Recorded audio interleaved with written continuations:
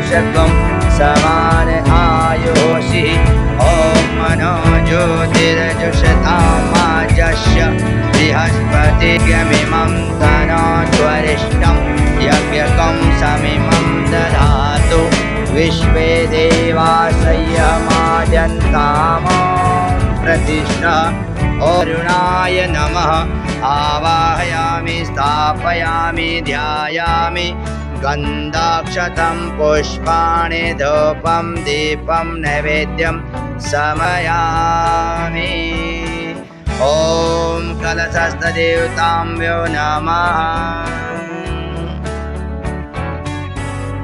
तर गर्भ संस्कार क्यों करवाना चाहिए? बोलिए क्यों करवाना चाहिए? आपने अभी उत्तर दिया ना, श्रेष्ठ तेजस्वी अच्छी गुणवान संतान हमें प्राप्त हो, ताकि अच्छी गुणवान सर्वश्रेष्ठ तेजस्वी संतान प्राप्त हो, इसलिए हम गर्भ संस्कार करवाते हैं। तो गर्भ संस्कार से ही नहीं होता, उसके लिए आपको 3 माह होने के बाद 3 माह से लेकर 9 माह तक मतलब 6 महीने में आपको खान पान रहन सहन ब्रह्म मुहूर्त में उठना, अच्छे किताबें पढ़ना, गायत्री मंत्र का जाप करना, सूर्य भगवान को जल चढ़ाना और पॉजिटिव विचार मन में लाना, ये सब आपको 4 महीने से लेकर 9 महीने तक करना है। 9 महीने तक यानी कि 9 महीना जब तक शिशु जन्म नहीं लेता तब तक आपको ये सब ध्यान देना है। बरोबर? किस बात का ध्यान देना है? खान पान रहन सहन। बरोबर? पॉजिटिव विचार मन में लाना, नेगेटिव विचार अगर मन में लाओगे तो आपको चिड़चिड़ा क्रोधी न सुनने वाला बच्चा आपको प्राप्त होगा। बरोबर? तो इसलिए आपको ये 9 महीने तक 4 माह से 9 माह तक आपको पूरी तरह ध्यान देना है। बरोबर? तो उसके लिए अभी क्या है, आपने ऐसे वातावरण में अगर आप रहे तो आपको मन चाह संतान प्राप्त हो सकती है। ये सिद्धांत है। ये संस्कारवान पीढ़ी जो हमारे गायत्री परिवार में मिशन चल रहा है, वो आपको पुस्तक भी मैंने दी है अवगढ़ संस्कारवान पीढ़ी की, और उसको अच्छी तरह पढ़िए। मैंने अच्छे आपको पुस्तक भी दी है, उसको भी अच्छी तरह पढ़िए। तो गर्भ संस्कार का पूरा विश्लेषण उसमें दिया गया है। तो अगर आपको मनचाहा संतान प्राप्त करना है तो ऐसे वातावरण में आपको रहना है। खान पान रहन सहन, अच्छे किताबें पढ़ना। कितने बजे उठते हो आप? हाँ, 7:30। एकदम चुकीचं धोरण, म्हणजे एकदम गलत. आता तुम्ही 1 नाही आहेत, 2 आहेत. तर तुम्ही तुमचा कसा आहे, मीराबाई ने जहर पचा लिया तो हम हमारे संतान के लिए कुछ भी नहीं कर सकते क्या? तो आप ब्रह्म मुहूर्त में उठने की कोशिश करें, कम से कम 6 बजे। उठते ही मैं आपको वो स्टिकर दिया हूँ, कौन सा? गायत्री मंत्र वाला। जो आपका बेडरूम है, जहाँ आप विश्राम है, आप जहाँ सोते हो, उसके सामने आपको स्टिकर लगाना है गायत्री मंत्र का। जैसे ही आप उठते हो तो सबसे पहले वो गायत्री मंत्र का आपका दृष्टि गायत्री मंत्र पर पड़नी चाहिए।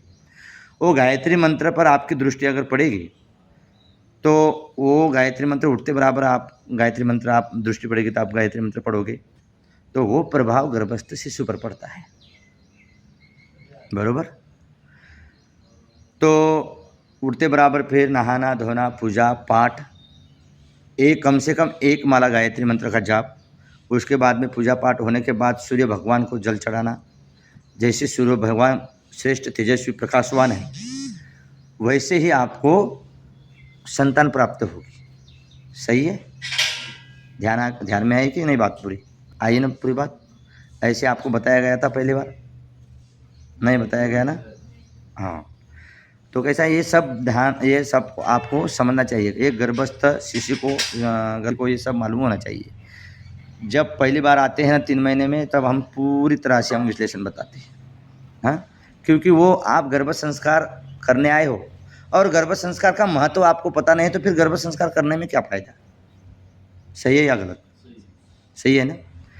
तो ठीक है, देखिए अभी ध्यान से सुनिए। हम 3 बार गर्भ संस्कार क्यों करते हैं?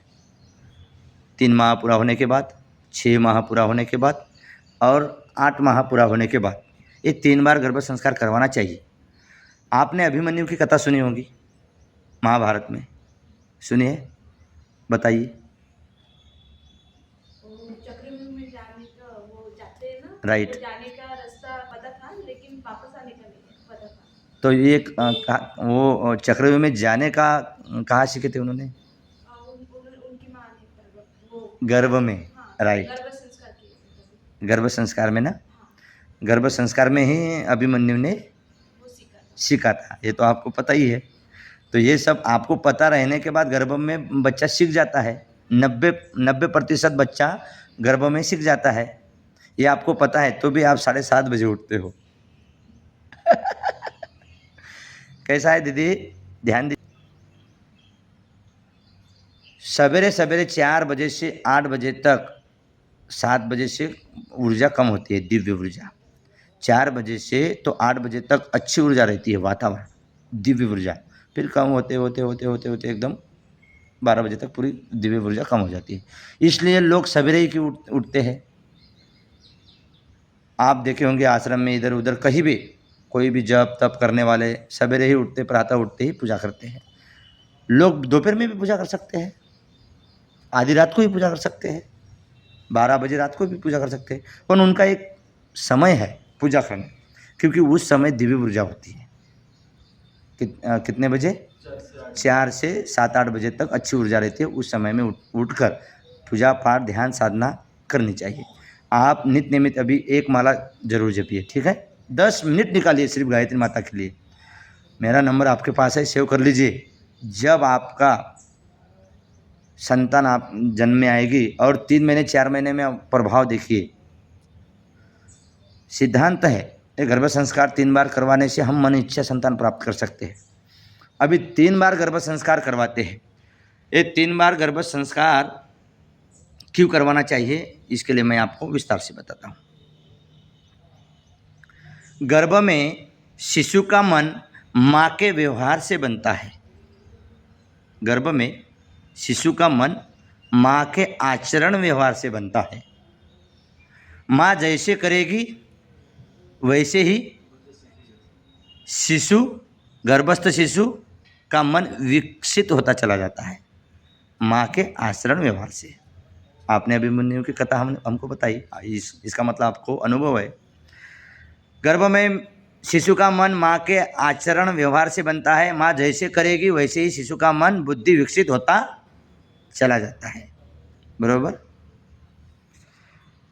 4 माह में जब 3 माह हो जाए, 4 माह के चौथे माह के पहले सप्ताह में, 4 माह में शिशु के मस्तिष्क की कोशिकाएं 2,50,000 पर मिनट की रफ्तार से बढ़ती है। 4 माह में शिशु की जो ब्रेन है, मस्तिष्क की कोशिकाएं है, नसें, जो आपण मेंदू 3 मेंदू असतात, बरोबर। हे जे नसा आहे, हेच आहे ना आपले मेन, मेन डीपी अपना यही है। 4 माह में शिशु की मस्तिष्क की कोशिकाएं 2,50,000 पर मिनट से बढ़ती है। इसलिए 4 माह में पहली बार गर्भ संस्कार करवाना चाहिए।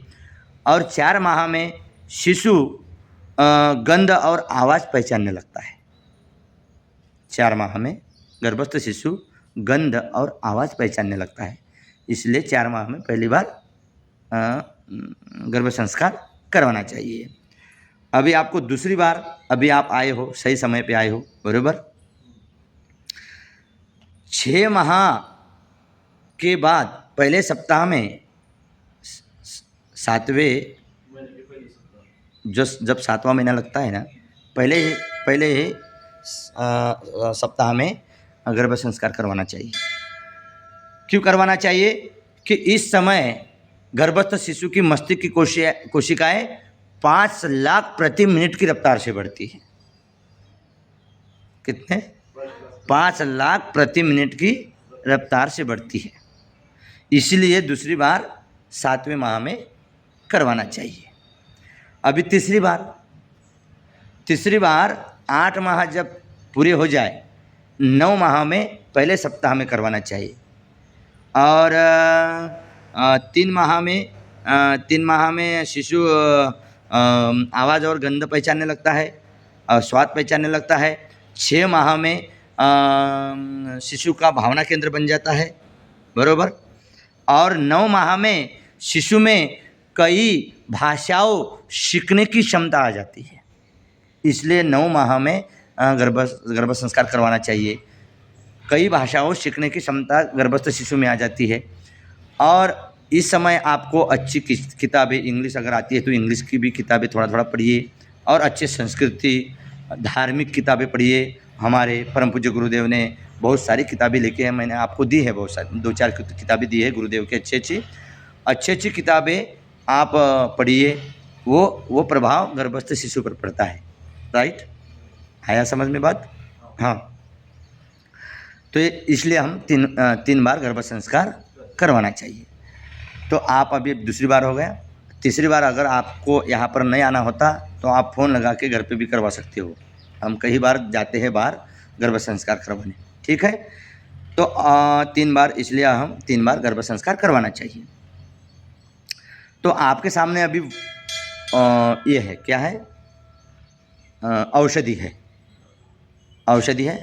पिछली बार भी आपने लिया था, इसका महत्व आपको समझाया किसी ने? क्या बताए थे?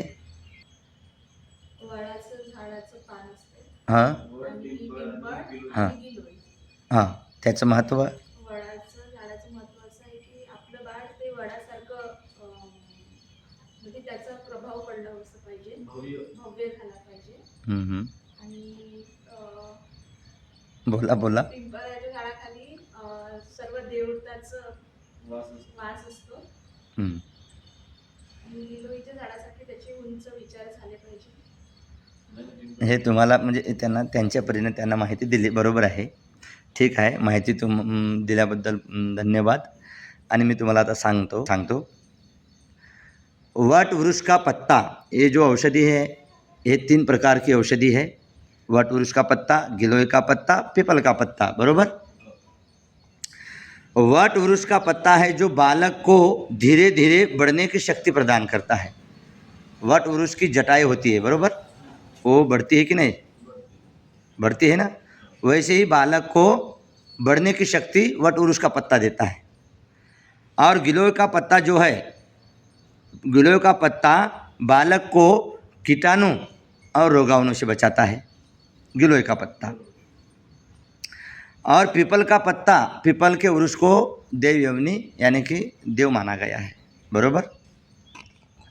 दैवत्व जैसे गुण आने चाहिए बालक में, दैवत्व जैसे गुण आने चाहिए बालक में, इसलिए उसमें पीपल का पत्ता, जो अभी ये 3 वनस्पति है, 3 वनस्पति का आपको हमने वो रस बना के लेके आए। दोनों हाथ आप उसको दोनों हाथ में पकड़िए। ये अभी आपको मैंने पूरा गर्भ संस्कार का महत्व बताया, औषधि के बारे में महत्व बताया। कैसा लगा आपको? अच्छा लगा ना। जैसे हम आपको बोले हैं वैसे ही अभी आपको जो बचे हैं इतने दिन में आपको ऐसे खान पान रहन सहन इस पे ध्यान देना है, ठीक है? ठीक है ना, ठीक है। अभी गर्भ संस्कार चालू करते